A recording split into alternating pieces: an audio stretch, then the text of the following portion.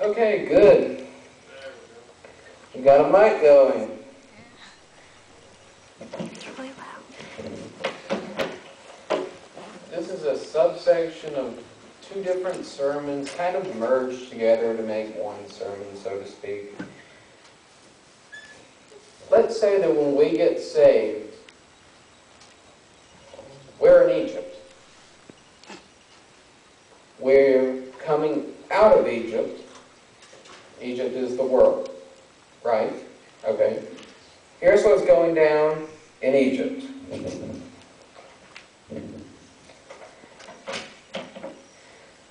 So, there arose a new king over Egypt who didn't know Joseph. He said to his people, "Behold, the people of the children of Israel are more and mightier than we. Come, let's deal wisely with them, lest they multiply, and it happens that when any war breaks out, they'll join themselves to our enemies and fight against us and escape out of our land." Therefore they set taskmasters over them to afflict them with their burdens. They built storage cities for the Pharaoh, Pithom and Ramses. But the more they afflicted them, the more they multiplied and the more they spread out. So, as Christians, we're in Egypt. God keeps going, and the enemy keeps going and hitting us and hitting us. And as Christians, we keep fighting back and growing stronger. Right? Amen. All right, let's keep going.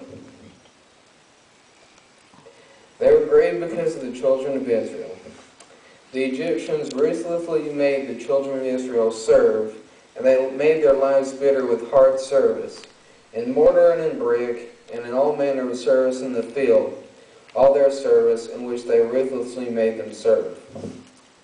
The king of Egypt spoke to the Hebrew midwives, of whom the name of one of them was Shiphrah, the other Puah, and he said, "When you perform the duty of a midwife to the Hebrew women, and see them on the birth stool, if it's a son, then you shall kill him.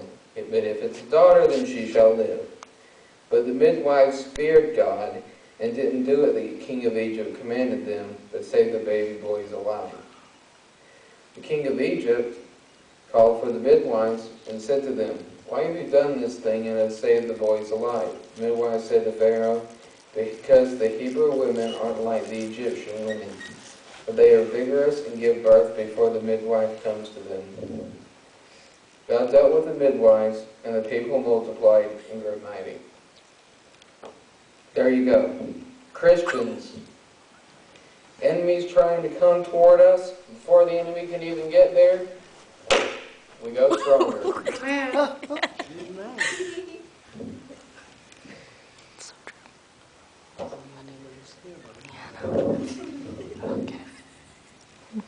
It happened because the midwives feared God, and he gave them families.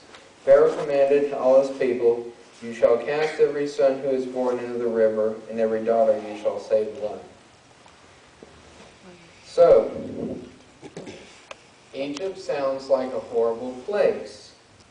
So why do we want to keep going back there? Come on, brother, preach it. Before we were saved, we didn't know what to do, right? That's right. We were lost. We were confused. We woke up on a daily basis like this.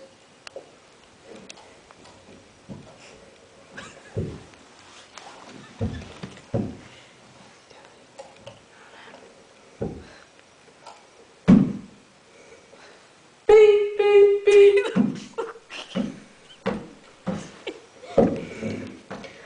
That's how much we hated getting up in the morning. I have literally had such a bad week that I have thrown alarm clocks across the room. All right. But now I say when I get up, okay, what do I got to do today? And I go out and I do it. Because God gives me the strength to do it. That's right. Psalm 68:19. Thanks be to the Lord who daily carries our burdens for us. God is our salvation. Selah. Matthew 8:16.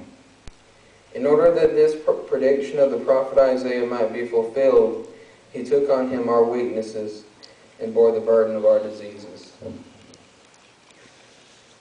So, there's these people who, even though they're Christians, they doubt.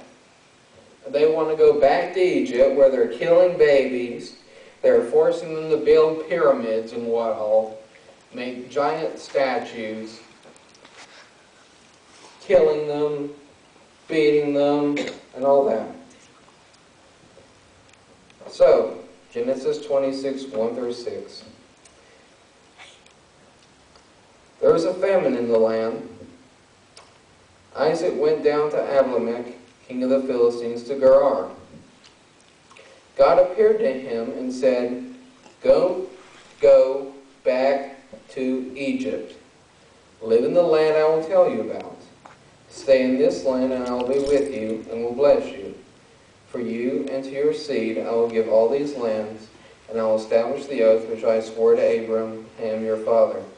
I'll multiply your seed as the stars of the sky, and will give to you seed of all these lands.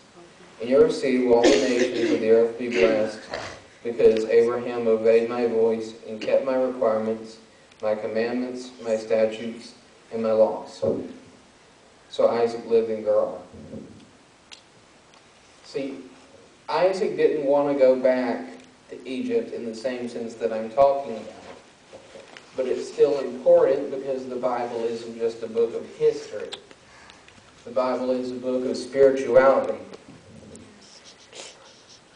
Egypt represents our past, our sin, and the Exodus represents the journey that we have to make as Christians. So let's continue with Isaac's story. Isaac sowed in that land and reaped in the same year 100 times what he planted.